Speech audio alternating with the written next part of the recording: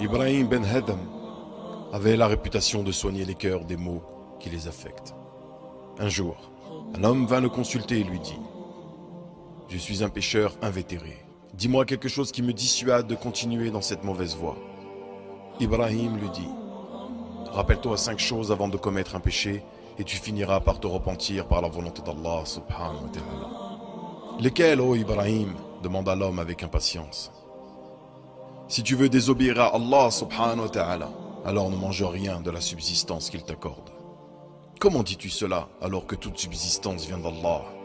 demanda l'homme avec étonnement.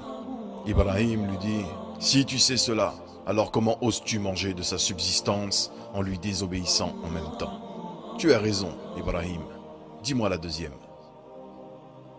Si tu veux désobéir à Allah, alors n'habite pas un pays qui lui appartient. » L'homme s'étonna encore plus et dit: « Comment peux-tu dire une chose pareille alors que la terre entière appartient à Allah? Si tu es conscient de cette réalité, dit Ibrahim, trouves-tu convenable d'habiter son pays et de lui désobéir en même temps? » Non, pas du tout, répondit l'homme. Dis-moi la troisième. Si tu veux désobéir à Allah, alors cherche un endroit où Allah ne te voit pas et commets-y le péché. L'homme lui répondit: Comment dis-tu une chose pareille alors qu'Allah connaît les secrets les plus profonds? Il entend marcher la fourmi sur la pierre lisse et la voit dans l'obscurité de la nuit.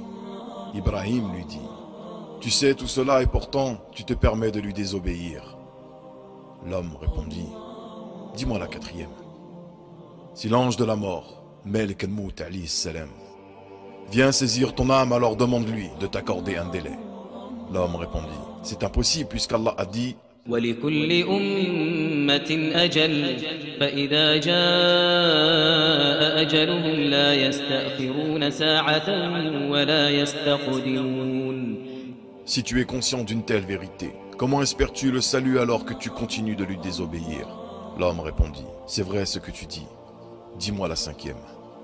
Si les anges chargés du châtiment des damnés viennent à toi pour t'emmener en enfer, alors ne va pas avec eux.